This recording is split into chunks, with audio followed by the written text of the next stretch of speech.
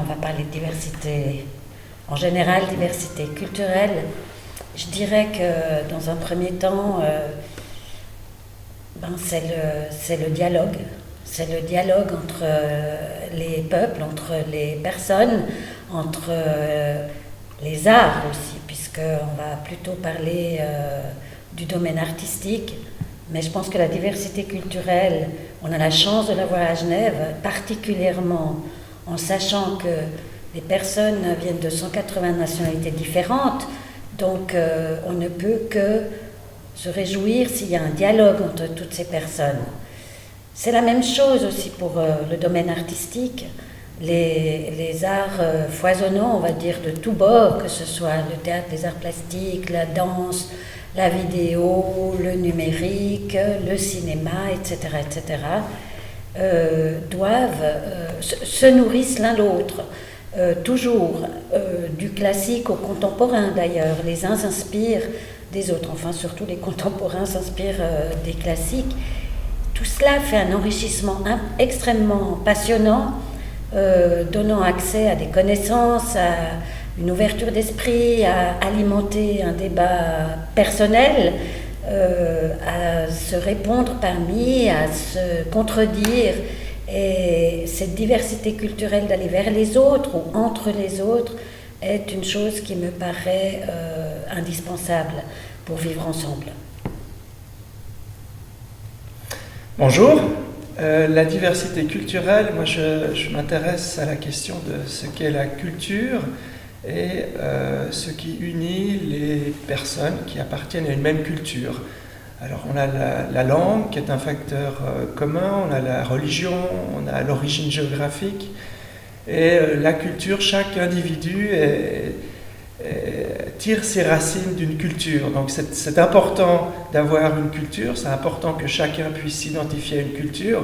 On a le souvenir d'une idéologie, le communisme, qui avait annihilé toutes les cultures, qui niait toutes les cultures, et donc qui niait le passé, qui niait les caractéristiques de chacun.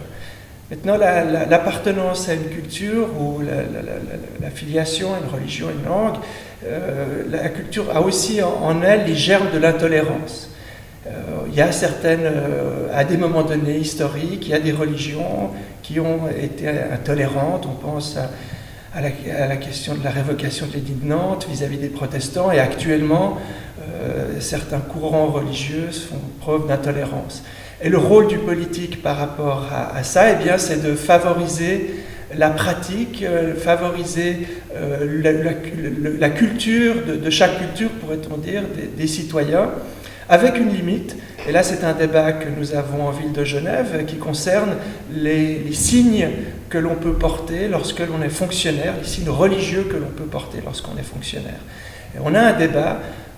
Nous, on considère qu'un fonctionnaire doit être au service de l'État, il ne doit pas faire de prosélytisme, il ne doit pas afficher de couleur ou d'appartenance religieuse.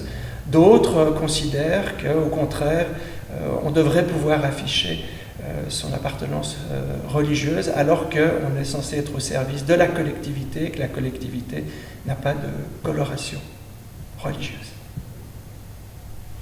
Bon, à contrario, j'entends bien ce que tu dis, mais à contrario, si on souhaite avoir un monde meilleur avec le dialogue entre les peuples et la reconnaissance de l'autre, que ce soit dans tous les domaines, humanistes, artistiques, culturels, alors on est aussi dans un monde de liberté.